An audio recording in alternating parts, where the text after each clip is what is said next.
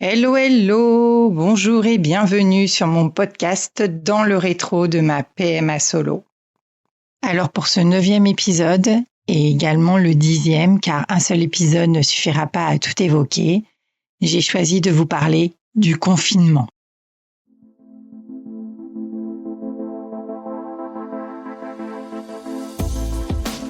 Tu es une maman solo qui a choisi de l'être ? Tu fais partie de ces femmes qui ont fait une PMA solo pour accéder à leurs rêves ? Tu es encore en parcours ou en pleine réflexion sur l'après-bébé avant de l'entamer ? Alors tu es au bon endroit. Moi, c'est Nadège, jeune quinca dynamique et maman comblée d'une chouquette de 8 ans née d'une IAD à Barcelone. Je vis à Bordeaux et je n'ai aucune famille ici, alors crois-moi tes difficultés, je les connais. Et j'ai à cœur de te partager mon expérience, mon vécu et mon quotidien de maman solo par choix. Alors si je t'ai donné envie d'en savoir plus, cale-moi bien dans tes oreilles, ce moment est le tien, profites-en et inspire-toi.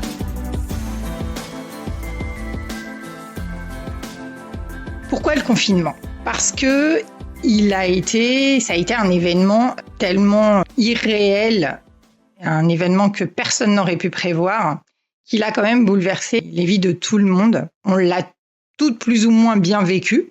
Tout dépend quelle était notre situation à ce moment-là. Et moi, ce confinement, il m'a amené à vivre une multitude d'émotions qui m'ont laissé un sentiment très ambivalent. Parce que, d'une part, j'ai eu la chance de passer un temps inespéré avec ma chouquette. Clairement, avec le recul, j'ai l'impression que c'est un congé parental qui m'a été offert sur un plateau. Donc ça, c'était inespéré, c'est quelque chose que j'aurais jamais pu prendre, moi, un congé parental, en étant toute seule. Et là, vraiment, je pense qu'il m'a été offert. C'est aussi un moment où ma chouquette a explosé dans les apprentissages et on a vécu des moments où on avait le temps. On avait enfin le temps d'être ensemble et de profiter l'une l'autre. Et puis d'autre part, toujours avec le recul que j'ai aujourd'hui, parce que tout ça, je pouvais pas le savoir avant d'avoir passé quelques années. Je pense que le confinement, ça a été le prémisse de mon burn-out, que je n'ai fait qu'en 2022, mon burn-out parental. Je pense que le début s'est joué sur ces 80 jours où on est restés ensemble, que toutes les deux, sans sortir, ou très peu, et également avec toutes les mesures post-Covid qui ont été mises en place par la suite et qui ont totalement laminé mon organisation et ma charge mentale. Enfin, non, ma charge mentale n'a pas été laminée, ma charge mentale, elle a explosé à ce moment-là. Mais moi, ça m'a laminé, vraiment. Mais ça, je reviendrai dessus. Je vais reprendre déjà les choses dans l'ordre et je vais vous raconter notre confinement et ce qui a résulté de tout ça. Donc, nous sommes début 2020. Ma chouquette a 2 ans et demi. Je gère ma vie de maman solo par choix plutôt bien. On a nos petites routines. La vie s'organise. Je sors quand même d'une fin d'année 2019 et d'un début d'année 2020 assez difficile point de vue santé parce que j'ai eu une bronchopneumopathie qui a duré pendant plus d'1 mois et demi et qui m'a fait passer des fêtes compliquées, des fêtes de fin d'année compliquées. Mais au moins, j'étais en famille et j'avais des proches pour prendre le relais et s'occuper de ma chouquette. Côté professionnel, il y a eu déjà quelques changements qui étaient intervenus, notamment en 2018. Je travaillais pour une branche de ma société qui a fermé et j'adorais mon job. J'étais assistante d'une rédaction journalistique et j'adorais vraiment ce job. Donc ça a été un petit peu compliqué à vivre, d'autant plus que j'ai été réaffectée dans un service de ma société qui ne me plaisait pas du tout. Alors il y avait une super ambiance et j'avais des bonnes collègues, donc ça, heureusement, ça sauvait le truc. Mais par contre, le job ne me plaisait pas du tout. Ma chouquette était en plein terrible two, un peu en avance, comme à peu près tout ce qu'elle débute, cet enfant. Donc, elle était un peu en avance sur son terrible two et on avait des soirées très compliquées. Donc, moi, j'avais des journées compliquées au travail et j'avais des soirées compliquées avec ma fille. Ça m'avait un petit peu quand même affectée niveau santé mentale. Et puis, mi-2019, je postule à une offre en interne et je suis retenue pour devenir une assistante de direction. Et là, voilà, je change de job et enfin, je m'épanouis de nouveau dans ce travail. Donc, je suis bien contente. Donc, notre petite vie suit son cours Et tout début mars, je signe un compromis pour l'achat d'une petite maison de ville. Et je suis vraiment super contente parce que j'adore mon appart et c'est vrai qu'il est très modulable. Mais là, ma fille va avoir 2 ans et demi. J'ai changé les meubles, je l'ai modulé de la meilleure façon qui soit. Et là, vraiment, ça devient trop petit. Je me rends compte qu'on a besoin de plus d'espace, on a besoin de respirer.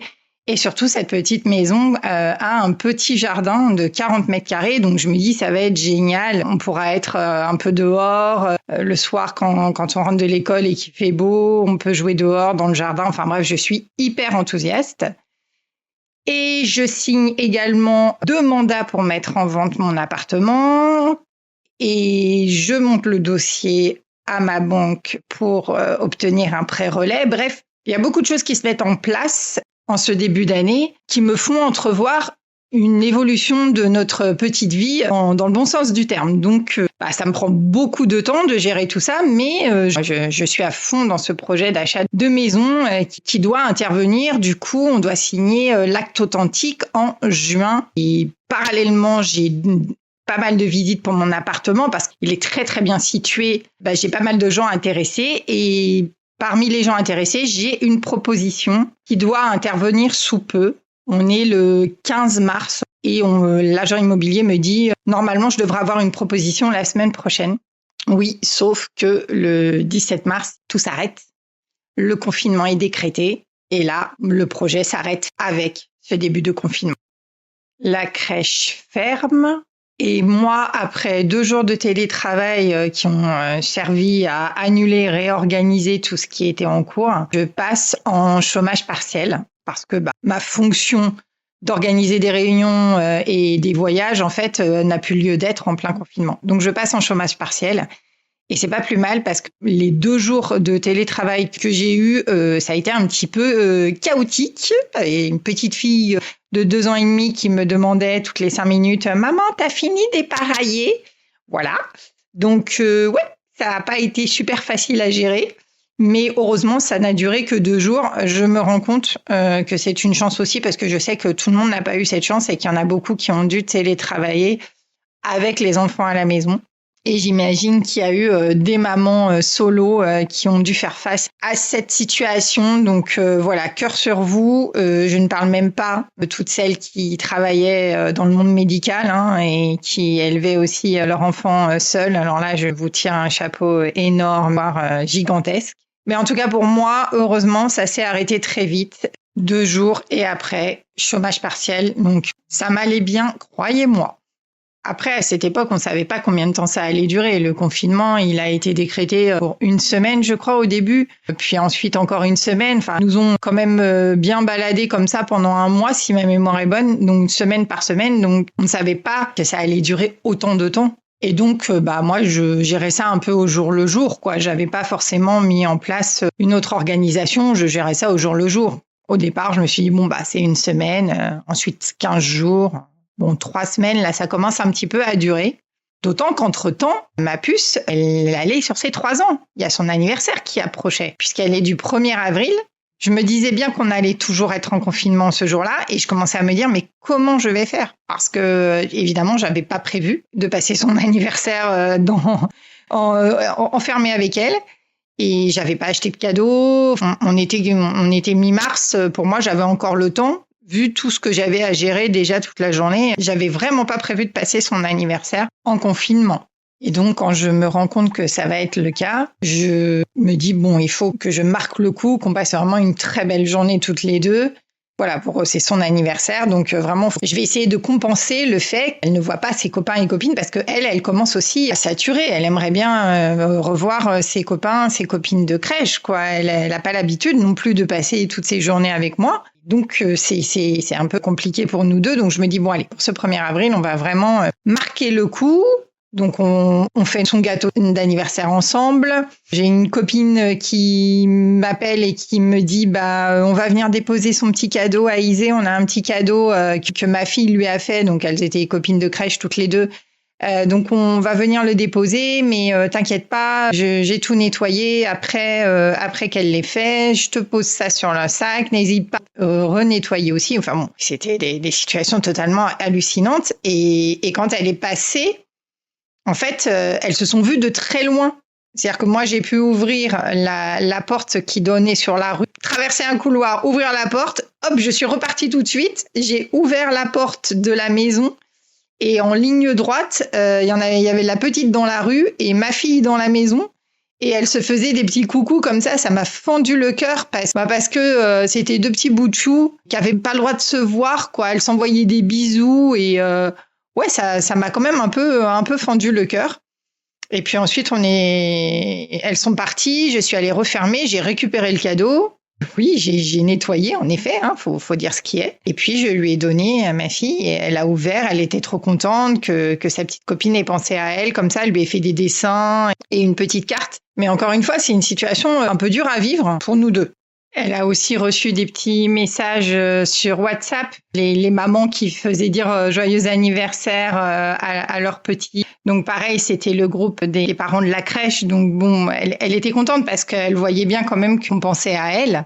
Elle a évidemment aussi reçu plein de messages de ma famille. On m'envoyait des messages écrits et je leur renvoyais un message en leur disant s'il vous plaît faites une petite vidéo ou un petit vocal parce que voilà, elle sait pas lire et ça lui fera encore plus plaisir. Donc elle a eu plein de petits vocaux qui sont arrivés et des petites vidéos aussi pour lui souhaiter son anniversaire. Donc elle était quand même super contente. Et puis, on a fait donc son gâteau d'anniversaire ensemble et on a ensuite fait une visio avec toute la famille durant laquelle elle a soufflé ses 3 bougies. Quelque part, c'était chouette parce qu'on a réussi quand même à réunir tout le monde et elle a eu plein de petites preuves qu'on pensait à elle. Mais ça a aussi surtout généré beaucoup d'émotions chez elle qui ont été un peu difficiles à gérer aussi pour moi.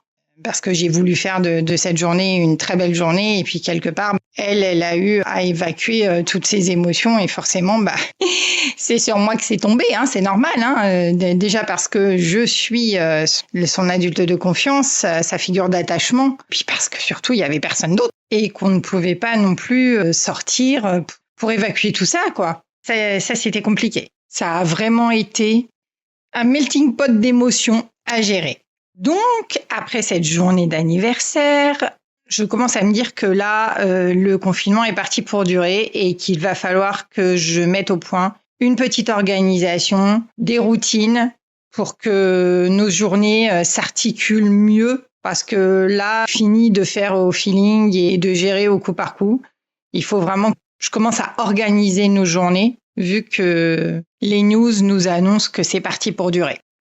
Donc, je me mets en quête d'activités à faire avec ma Choquette parce qu'il faut l'occuper pendant des journées qui durent environ 12 heures. Parce que oui, une petite surprise, petit cadeau de ma petite puce dès le début du confinement, je pense à peu près 2 jours ou 3 jours après. Eh bien, plus de sieste l'après-midi. Non, plus de sieste. Non, on est avec maman, on profite à fond. Et puis, je suis une grande maintenant, je fais plus de sieste. Bon, c'est vrai qu'en même temps, vu qu'il n'y avait pas énormément de moments où elle pouvait se dépenser, puisqu'on ne pouvait pas sortir, c'est compliqué de faire dormir une enfant qui se dépense pas. Donc, voilà, plus de sieste. De toute façon, ça sert à rien. J'essaye de l'endormir pendant 1 heure, voire 1 heure et demie. Au final, je m'énerve. Elle est pas bien, donc j'arrête et je me dis, peut-être que ça reprendra quand nous serons libérés, quand nous serons déconfinés, ou pas. Voilà, je vous laisse deviner la suite. Par contre, elle m'a aussi fait un joli cadeau. Il faut quand même aussi pointer les choses positives parce que c'est aussi comme ça que moi, j'ai cette philosophie de vie. C'est que, pareil, 2-3 jours après, donc on est vraiment dans les gros apprentissages parce que 2-3 jours après, ma fille est propre jour et nuit. Alors, il faut savoir que la nuit, elle l'était déjà depuis un bon moment parce que oui, serait-elle la digne fille de sa mère en faisant des choses à l'envers? Il y a des choses quand même qui le confirment un peu. Parce qu'en effet, ça fait déjà plusieurs mois qu'elle est propre la nuit. J'ai dû lui faire confiance quand elle a voulu arrêter de mettre des couches la nuit parce que elle se sentait capable de tenir la nuit. Mais par contre, le jour, ce n'était pas du tout, mais alors pas du tout son problème à la crèche. Donc la nuit, en effet, je n'ai quasiment jamais eu un accident. Et c'est vrai que ça, c'est un truc assez fou. Parce qu'elle avait donc 2 ans et demi quand ça a commencé la nuit. Et par contre, pour le jour, alors là, c'était autre chose, quoi. Vraiment, c'était pas son problème à la crèche, hein. On lui changeait la couche et c'était très bien. Et donc là, je me suis dit, bon, allez, on est à la maison toutes les deux. Au départ, c'était censé être une semaine. Donc, je me suis dit, bon, on va vraiment prendre cet apprentissage au sérieux et de façon à ce que maintenant, il faut aller aux toilettes comme maman le jour. On va sur le pot. Voilà, on fait comme maman. Et puis, le fait de faire comme maman, ça l'a beaucoup motivée. J'avais mis en place aussi une petite planche de carton avec des stickers et dès qu'elle allait sur le pot, donc elle collait son petit cœur. C'est marrant d'ailleurs parce que cette planche, elle l'a toujours dans sa chambre. Elle est toute décorée de partout avec des stickers en forme de cœur, de losange, de toutes les couleurs. Et elle l'aime beaucoup, cette planche. J'ai dû lui rappeler quand même l'autre jour ce que c'était parce qu'elle ne se souvenait pas, c'est normal, hein. Et puis ça l'amuse, elle aime bien. Et du coup, en 2 jours, c'est bon, elle va au pot à chaque fois. Donc c'est vraiment super, quoi. Voilà, donc moi je suis aussi super contente et je la félicite pour cet apprentissage parce que ça a quand même été très rapide. Et ça me soulage aussi puisque la rentrée arrive à grands pas et il faut qu'elle soit propre, bien sûr. Puisqu'elle rentre à l'école en petite section en septembre. Et voilà, ça me fait un problème de moins sur la propreté. C'est bon, c'est acquis. Enfin, la continence, aujourd'hui on dit la continence, est acquise. Donc franchement, je la félicite pour cet apprentissage. Comme je vais la féliciter pour toutes les compétences qu'elle va acquérir durant ce confinement. Parce que oui, elles ont été nombreuses ces compétences, même si au départ, moi, je me suis retrouvée un petit peu désemparée. Alors, désemparée, c'est peut-être pas le mot, mais oui, en me disant, mais j'ai une petite fille à occuper 12 heures par jour. Je ne sais pas vraiment ce qu'elle sait faire parce que remettons-nous dans le contexte de la crèche. Quand on emmène son enfant à la crèche, qu'on vient le rechercher le soir, les femmes qui s'en occupent, excusez-moi, j'ai pas le mot là, disent elle a fait une sieste de temps, elle a bien fait caca, elle a bien mangé. Enfin, on nous dit juste au niveau physiologique ce qui s'est passé dans la journée. Donc moi, je suis un peu perdue sur ses compétences et surtout sur ce qu'elle devrait pouvoir acquérir à cet âge-là.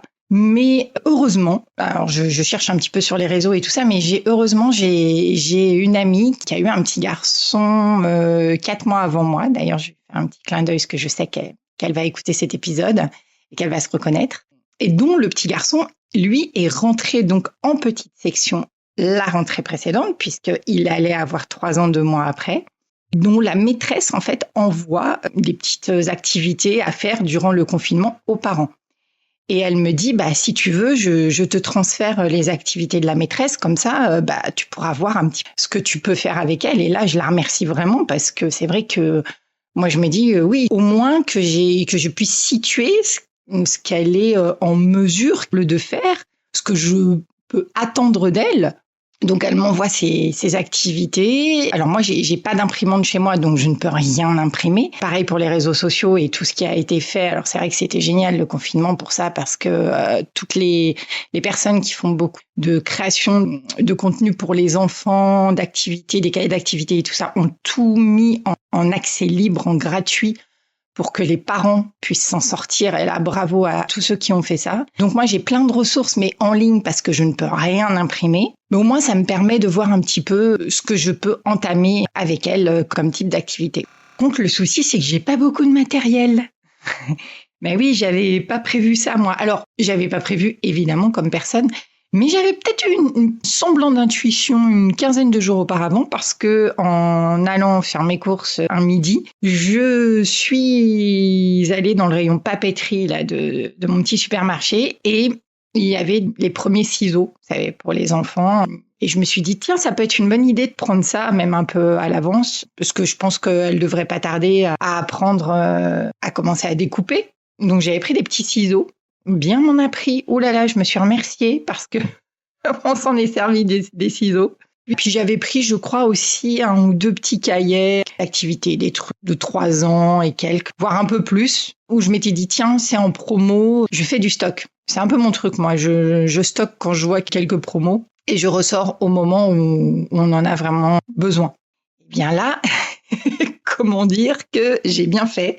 Parce qu'en effet, j'ai pas de matériel à la maison. Alors, il y a quand même une trend qui se développe sur les réseaux sociaux. Et là encore, merci à toutes celles qui ont fait des créations à partir des rouleaux de papier toilette. Tous ces rouleaux qu'on conserve. Et c'est vrai, qu'est-ce qu'on peut faire comme création avec les rouleaux de papier toilette?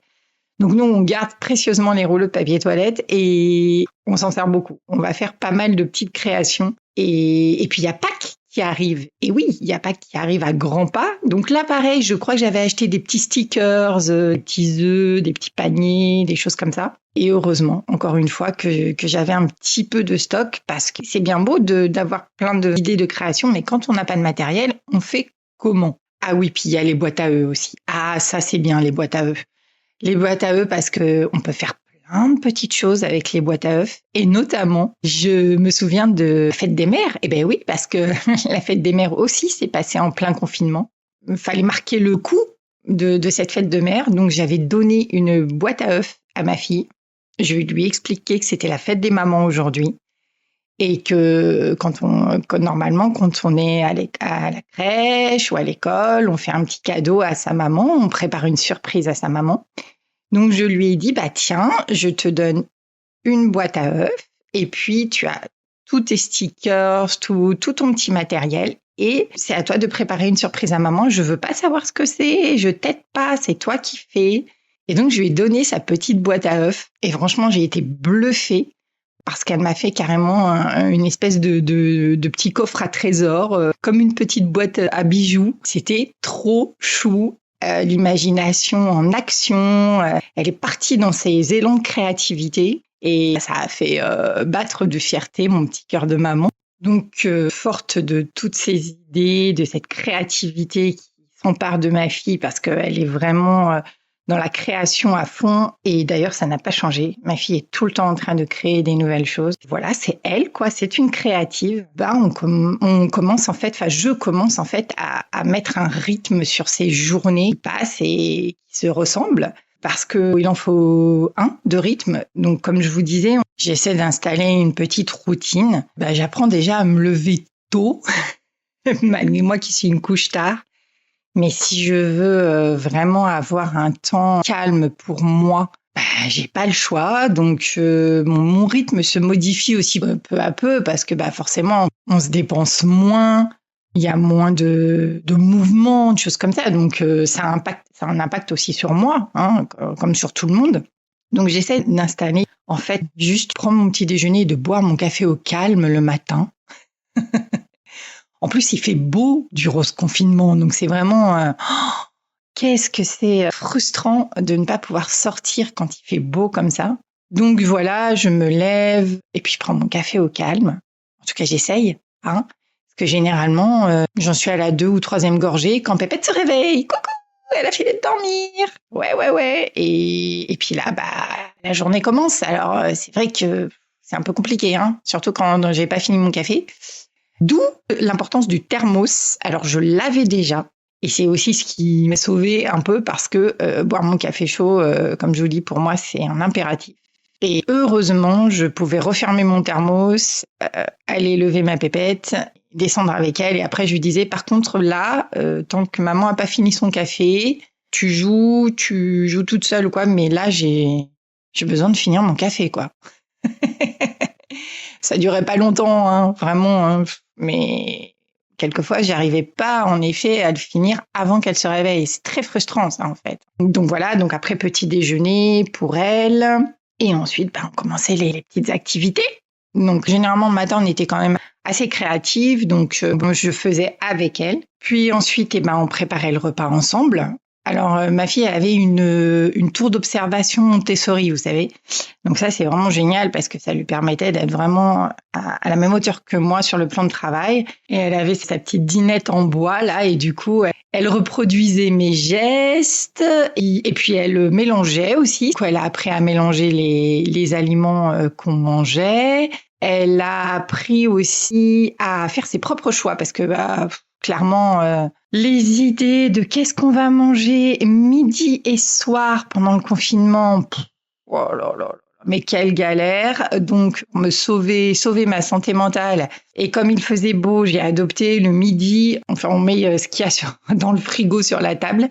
On fait des petits bols et ensuite on se fait sa propre assiette. Voilà. Et ça, elle adorait ça. Alors là, elle adorait faire ça. D'ailleurs, elle aime toujours faire ça. Elle choisissait ce qu'elle mettait dans son assiette. Elle faisait son apprentissage des formes, des textures.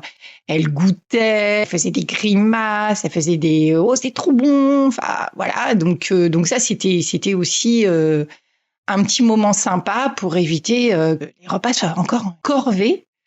Et puis, donc, une fois le repas terminé, là, on passait au temps calme, hein, parce que moi, j'avais besoin de mon 2e café de la journée.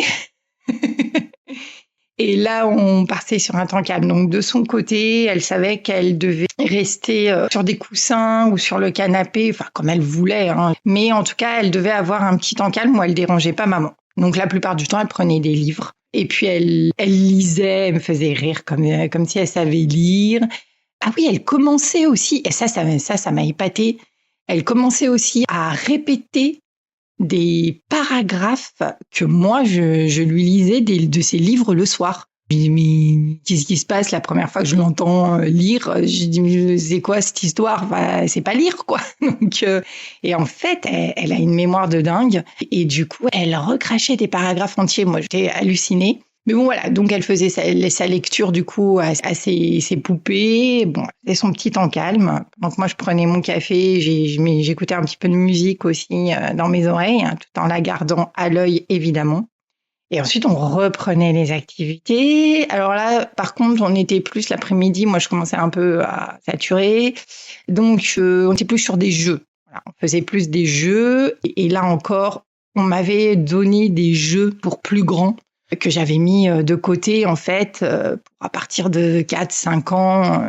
Eh bien, figurez-vous que je suis allée les rechercher en me disant, on verra bien ce que ça donne. Et notamment, il y avait un jeu avec l'alphabet. Donc, il fallait trouver l'image qui correspond à la lettre. Donc, A comme abricot, par exemple, D comme dauphin. Et là, pareil, quoi. Elle s'est emparée du truc et elle a su reconnaître tout de suite les images, les lettres et tout ça. Alors moi, je regardais toujours, je me disais, bon, au final, c'est peut-être normal à son âge et tout. Je savais pas trop, en fait, hein. Mais bon, en tout cas, une chose est sûre, c'est qu'elle a explosé dans les apprentissages durant ce confinement. Donc ça, c'était chouette. On faisait des petits jeux, on racontait des petits livres aussi, quand j'en avais un petit peu marre. Et puis ensuite, je la laissais faire aussi un petit peu des activités toute seule pour qu'elle me sollicite pas tout le temps, parce que encore une fois, c'était compliqué pour moi de gérer tout ça toute la journée. Et puis parce que j'avais aussi dans l'idée qu'elle sache s'occuper toute seule. Donc encore une fois, sa créativité prenait vraiment le dessus et elle me faisait soit des coloriages, soit des. Alors oui, elle a commencé à faire un peu comme. Elle me voyait écrire souvent parce que moi j'écris beaucoup et du coup elle prenait ses petits carnets et elle faisait des petites vagues là comme si elle m'imitait en fait. C'était trop mignon. Je lui avais donné aussi une télécommande dont je me servais plus et en enlevant les piles et du coup elle en faisait à son téléphone parce que oui forcément on imite maman aussi qui est aussi sur son téléphone évidemment, qui passe sa vie sur Snapchat parce que l'idée pendant le confinement, c'était de faire plein de petites vidéos à garder de tous ces moments et puis à envoyer à la famille surtout pour me sentir moins seule aussi parce que clairement, les jours passaient et on se sent quand même très, très isolé. Donc, j'ai passé ma vie sur Snapchat à faire des vidéos et aujourd'hui, je me dis que c'était quand même une très bonne chose parce que j'ai des souvenirs qui reviennent tous les jours sur Snapchat.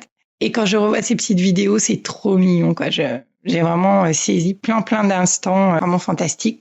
Alors parfois quand même, ça nous arrivait de sortir notre heure autorisée, n'est-ce pas, avec nos attestations, mais pas tous les jours, parce que ma fille elle voulait pas sortir. Et ça a été très difficile pour moi parce que moi j'avais besoin de prendre l'air, vous vous doutez bien. Et en fait, elle voulait pas, elle était bien à la maison avec maman, faire des activités, des jeux. Ah, elle était super contente. Et quand je lui disais allez, on sort un peu, on va faire un petit tour de trottinette, elle me disait ah non. On veut rester à la maison. Et j'ai dit, mais non, mais maman, elle veut sortir, en fait. Et quelquefois, en effet, on passait plusieurs jours sans sortir du tout. Et là, ouais, je vous avoue que parfois, c'était vraiment compliqué. Mais quand elle voulait pas, quoi. Donc, j'avais pas envie, évidemment, de déclencher une crise parce que parmi tous ces magnifiques moments, il y avait quand même aussi des moments, je vous cache pas, où la tension montait et où il y avait beaucoup de non et beaucoup d'opposition. Et c'était pas du tout facile à gérer. Donc moi, j'avais besoin vraiment d'évacuer tout ça. Et non, elle voulait pas sortir parfois. Il y a eu des moments compliqués. Puis, sur la fin de la journée, j'allumais la télé et on regardait l'émission de Nagui sur France 2, N'oubliez pas les paroles. Et là, c'était vraiment le moment défouloir de la journée. C'est-à-dire qu'on poussait la table basse, on se mettait sur le tapis, on chantait, on dansait. Voilà, il fallait qu'il y ait un moment, un exutoire parce que on avait énormément d'énergie à dépenser et on la dépensait pas puisqu'on ne sortait quasiment pas et même les jours où on sortait, c'est pas la pauvre petite heure qu'on avait qui nous faisait faire, on va dire, l'aller-retour sur notre avenue qui nous permettait vraiment de nous dépenser. Donc j'avais instauré ce rituel de regarder ce programme télé donc avec des chansons. Moi, j'ai toujours aimé ça, il faut le savoir. Hein, je suis une grande fan de tout ce qui est karaoké et paroles de chansons. Donc forcément, cette émission me parlait beaucoup. Et puis, ma fille, elle était entraînée par toutes les musiques. Puis elle voyait maman chanter. On chantait, on dansait, on criait, on sautait. On se défoulait. Puis après, on prenait notre repas du soir. Alors là, généralement, on l'avait un peu cuisiné ensemble l'après-midi ou alors... je faisais avec les idées sur le moment, mais c'est vrai que la plupart du temps, l'après-midi, je scrollais pas mal pour trouver des idées de nouvelles recettes, quoi. Voilà, on s'occupait comme on pouvait. Hein. Puis voilà, après, c'était un temps calme, un gros câlin et le dodo pour ma fille. Et puis moi, c'était enfin le moment où je pouvais décompresser de ces journées en huis clos, cette journée supplémentaire qui venait de passer. On ne voyait pas la fin de ce confinement. Pour autant, j'esquivais les news parce que moi, avoir tous les jours le nombre de contaminations, le nombre de morts et tout ce qu'on nous annonçait à la télé pour nous rendre encore plus anxieux et angoissés, c'était pas pour moi. Je préférais me mettre une bonne série, pouvoir décompresser et poser mon cerveau. Par contre, là où ça se compliquait, c'était au moment où j'allais me coucher parce que là, forcément, le cerveau se mettait à tourner énormément et surtout, je commençais à me poser des questions par rapport à notre avenir, à toutes les deux, et à me dire, mais est-ce qu'on va pouvoir signer l'acte authentique pour la maison ? Je vous cache pas que c'est une grande angoisse pour moi parce que tous les jours, je rêve de notre maison et de ce jardin qui me permettrait tellement d'avoir un peu d'oxygène si on l'avait là, à ce moment-là. Mais bon, c'est pas le cas. Mais je me dis, au moins, si ça doit recommencer, parce qu'on commence à parler de déconfinement, mais suivant la situation, il y aura peut-être un autre confinement dans l'année. Voilà, oui, on dit de tout et n'importe quoi. Et moi, je me dis, mais au moins, on aura le jardin. À ce moment-là, si jamais on doit être reconfiné, on aura le jardin. Parce que là, vraiment, ce manque d'espace et d'air commence sérieusement à me taper sur le système. Donc voilà, j'en suis là avec le moral qui commence sérieusement à prendre l'eau, malgré les journées que je passe avec ma fille et qui, encore une fois, ont été un temps précieux à vivre avec elle. Quand un matin, je reçois un coup de fil de ma conseillère bancaire qui m'achève, tout simplement, puisqu'elle m'annonce que ma demande de prêt relais n'a pas été acceptée. Et ma première réaction, en fait, c'est de me dire, mais comment ça, elle n'a pas été acceptée ? On m'a encore demandé une pièce manquante hier soir en fin de journée. J'ai reçu une demande de votre collègue par mail. Je lui ai rescanné un document que je vous avais déjà scanné plusieurs fois, mais bon, bref, c'est pas la question. Il est 9h30 du matin et vous me dites que ma demande de prêt, elle n'a pas été acceptée. Vous allez me dire qu'entre hier soir 17h30 et aujourd'hui 9h30, la commission s'est réunie et mon prêt n'a pas été accepté. Et là, grand blanc de la part de la conseillère. Et puis, elle botte en touche et elle me dit « Oui, c'est comme ça, de toute façon. Qu'est-ce que vous croyez ? Que parce que vous êtes maman solo, on vous doit tout ?» Et là, clairement, je suis choquée par sa réponse et je lui dis « Mais pourquoi vous me dites ça ? J'ai jamais fait valoir mon statut de maman solo. Et puis, qu'est-ce que c'est que ce jugement que vous portez sur ma vie ?» Elle se referme en me disant « Oui, c'est comme ça. Et vous n'êtes pas éligible au prêt relais et vous n'avez qu'à vendre votre appartement avant de racheter votre maison. » Et je lui dis, oui, mais moi, ça va m'obliger à déménager, à chercher un autre appartement entre les deux. Et je lui dis, le problème, c'est que je suis pas du tout une bonne candidate pour la location. Au mieux, j'arriverai à louer un studio qui sera encore plus petit que ce que j'ai actuellement. Or, je vous rappelle que je n'ai que 36 mètres carrés et que je vis seule avec mon enfant de 3 ans. Et pire, je n'en trouverai pas. Et je vais faire comment, moi, exactement? Et là, elle me dit, oui, c'est pas mon problème, vous n'êtes pas éligible, c'est comme ça. Donc là, je raccroche, je suis dans une colère, mais vraiment, et je pense que tout sort, quoi, parce que je suis frustrée, je suis en colère contre elle, contre ce qui arrive, contre toute la situation. J'en peux plus, quoi. Je me mets à pleurer, et là, évidemment, j'ai ma petite fille qui arrive en me disant, mais maman, pourquoi tu pleures? Et c'est très, très, très difficile à gérer. Très, très difficile parce que quelque part, je peux pas m'empêcher de pleurer et d'être en colère et donc de crier. Et en même temps, je vois cette petite fille complètement abasourdie devant ma réaction, qui comprend pas ce qui se passe. Et je me vois pas lui dire, ma chérie, on va pas la voir, quoi, la maison. On va devoir rester dans l'appartement et on n'aura pas la maison avec ton petit jardin, ton petit jardin, comme tu dis si bien. Et ouais, là, ça devient très, très compliqué. Ce jour-là a été très, très difficile à vivre. Et j'ai eu du mal à me sortir de mes émotions pour reprendre notre routine de la journée. Bon, j'y arrive finalement et on passe une soirée un petit peu plus calme avec ma puce. Mais au moment de m'endormir, forcément, tout revient. Là, je sens que je bouillonne intérieurement et je me dis, mais je vais pas laisser ça là. Dès demain, j'appelle le directeur de l'agence et je demande des explications et à changer de conseillère bancaire parce que c'est pas possible que quelqu'un se permette un jugement sur ma vie comme ça. Et donc, c'est ce que je fais le lendemain. J'appelle la direction de l'agence. Je demande à parler donc au directeur, j'expose la situation. Et là, il me dit, mais je comprends pas. En fait, moi, j'ai pas ça du tout. Notre dossier n'est pas du tout passé en commission puisqu'il n'y a pas de dossier déposé à votre nom. Donc là, j'hallucine et je lui dis pardon. Il me dit, écoutez, je vais faire des recherches et je vous rappelle parce que là, je ne comprends pas ce qui se passe. Donc, je raccroche et j'appelle le clerc de notaire et je lui explique la situation. Donc, il faut savoir que le clerc de notaire, il a toujours été très, très soutenant. Il a vraiment essayé de me faire voir les choses positivement durant toute cette période très, très compliquée. Mais là, clairement, il me dit, si vous n'avez pas votre prêt, on est sur des conditions suspensives. Donc, malheureusement, la vente ne va pas pouvoir se faire puisque le vendeur ne va pas pouvoir non plus avoir son prêt pour son propre projet. Donc, je raccroche, je suis encore plus déprimée et je garde espoir d'un coup de fil prochain du directeur régional pour qu'il me donne peut-être une autre vue de la situation, quoi. Peut-être que c'est un dossier qui peut se décompter. Et il me rappelle très, très rapidement dans la journée, je crois. Il m'explique que, en effet, il a mon dossier. Il n'y a pas eu de demande formellement déposée pour mon prêt relais. Parce qu'en fait, ma conseillère aurait dû tout de suite me dire que je répondais pas aux critères. Je n'avais pas les moyens financiers de passer sur un prêt relais. Ça me faisait dépasser vraiment le taux d'endettement et que la seule solution pour que je puisse acquérir cette maison, c'est en effet de vendre mon appartement avant pour récupérer les fonds et pouvoir les réinvestir dans ce nouvel achat. Donc voilà, c'est fini. Le projet s'arrête. Je raccroche et je sombre. Et je vais m'arrêter pour aujourd'hui. Bien sûr, il y aura une suite au prochain épisode. Si cet épisode t'a plu, n'hésite pas, bien sûr, à t'abonner pour être sûr de ne pas rater les prochains, à m'envoyer un petit mot pour me dire ce que tu en as pensé sur Insta ou sur Gmail, à mettre une note de 5 étoiles si ce n'est pas déjà fait sur Apple Podcast ou Spotify, parce que cela m'aidera à faire connaître le podcast pour qu'il arrive jusqu'aux oreilles de toutes les femmes qui en ont besoin. Et bien sûr, à le partager autour de toi pour qu'il puisse servir au plus grand nombre. Je t'envoie de belles ondes pour ta journée, ta soirée ou ta nuit, en fonction du moment où tu m'auras dans tes oreilles. À bientôt.